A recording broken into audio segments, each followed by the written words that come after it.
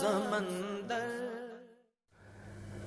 السلام علیکم ورحمۃ اللہ وبرکاتہ۔ بسم اللہ الرحمن الرحیم۔ جیسا کہ میں نے پچھلی ویڈیو میں آپ کو بتلایا تھا کہ انشاءاللہ ہم آج کی ویڈیو میں مخارج کے بارے میں بات کریں گے، تو چلیے دوستو مخارج کے بارے میں بات کرتے ہیں۔ مخارج کہتے ہیں نکلنے کی جگہ کو، یعنی کہ جو حرف جس جگہ سے نکلتا ہے اس جگہ کو مخارج کہتے ہیں۔ تو انشاءاللہ اگر آپ نے یہ مخارج یاد کر لیے تو انشاءاللہ آپ کو کوئی دقت ہونے والی نہیں ہے، اور یہ مخارج صحت الفاظی کے لیے بہت معنی رکھتے ہیں۔ تو انشاءاللہ ہم مخارج ہی یاد کریں گے، پھر اس کے بعد آگے کا سبق پڑھیں گے انشاءاللہ۔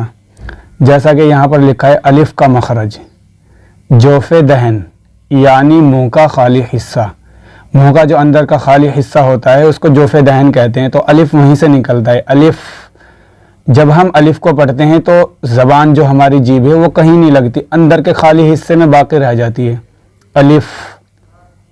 اس کے بعد با کا مخرج ہے دونوں ہونٹوں کی تری والا حصہ۔ ہونٹ کے دو حصے ہوتے ہیں، ایک تری والا اور ایک خشک والا۔ اندر کا جو بھیگا ہوا ہوتا ہے، جو تھوک میں بھیگا ہوا ہوتا ہے، اس کو تری والا حصہ کہتے ہیں، اور جو باہر کا سوکھا ہوا حصہ ہوتا ہے اس کو خشک والا حصہ کہتے ہیں۔ تو با ادا ہوگا دونوں ہونٹوں کی تری والے حصے سے، یعنی کہ اندر کا جو حصہ ہے۔ اس کے بعد تا کا مخرج زبان کی نوک اور اوپر کے دانتوں کی جڑ۔ زبان کی نوک یعنی کہ جو ہماری جیب ہے اس کی چونچ اور اوپر کے دانتوں کی جڑ۔ سا کا مخرج زبان کی نوک اور اوپر کے دانتوں کے کنارے۔ سا کو جب ہم پڑھیں گے تو زبان کی نوک اور اوپر کے دانتوں کے کنارے پر لگے گی سا، تبھی جا کر سا صحیح طریقے سے ادا ہوگا۔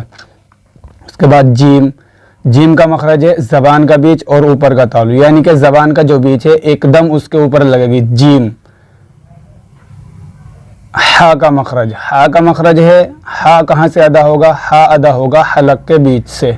حلق کا جو بیچ ہوتا ہے، جو یہ باہر کو ٹاپو سا نکلا ہوا ہوتا ہے نا حلق کا، تو وہاں سے ادا ہوگا ہا کا مخرج حلق کا بیچ۔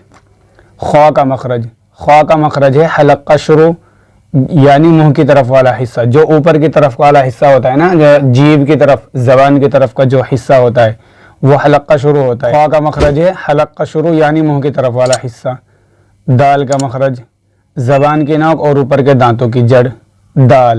دال یعنی کہ دال زبان کی نوک ہوگی اور اوپر کے دانتوں کی جڑ، تب جا کر کے دال صحیح طریقے سے ادا ہوگا۔ ذال کا مخرج زبان کی نوک اور اوپر کے دانتوں کا کنارہ۔ ذال کو ہم نرم آواز کے ساتھ پڑھیں گے، زبان کی نوک ہوگی اور اوپر کے دانتوں کا کنارہ ہوگا، تب جا کر کے ذال صحیح طریقے سے ادا ہوگا۔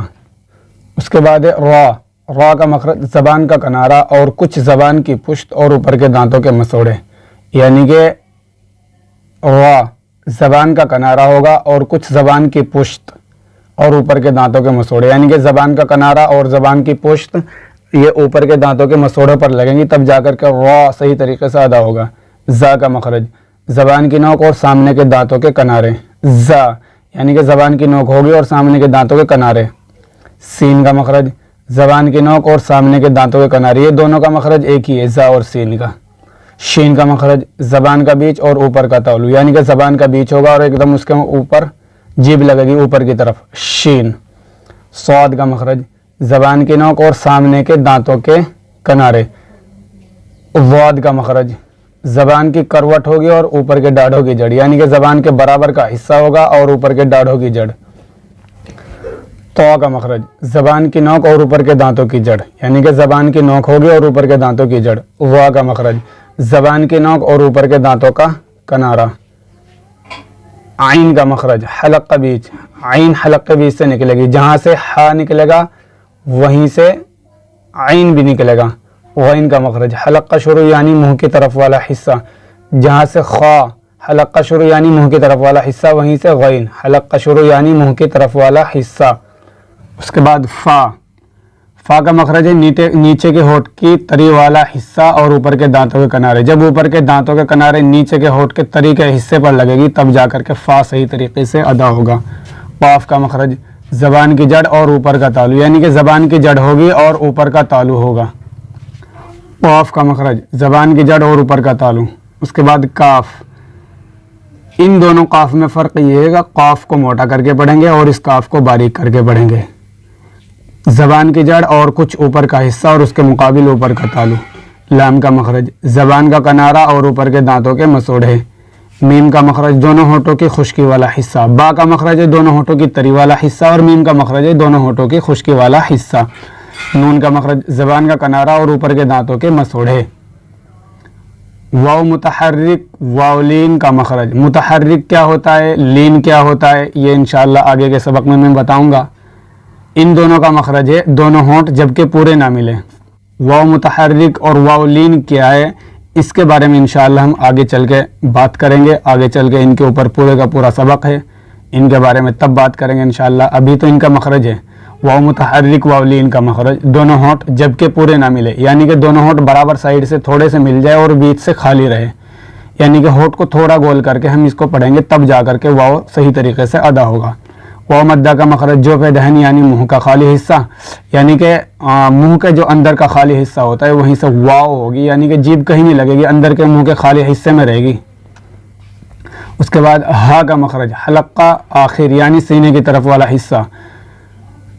حمزہ کا مخرج حلقہ آخر یعنی سینے کی طرف والا حصہ. حمزہ اور ہا کا دونوں کا ایک ہی مخرج ہے، حلقہ آخر جو سینے کی طرف والا حصہ ہوتا ہے وہاں سے ادا ہوگا.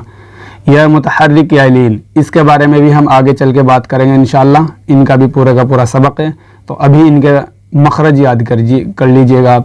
زبان کا بیچ اور اس کے مقابل اوپر کا تالو. یا مدہ کا مخرج یا مدہ کیا ہوتا ہے اس کے بارے میں بھی آگے چل کے بات ہوگی انشاءاللہ.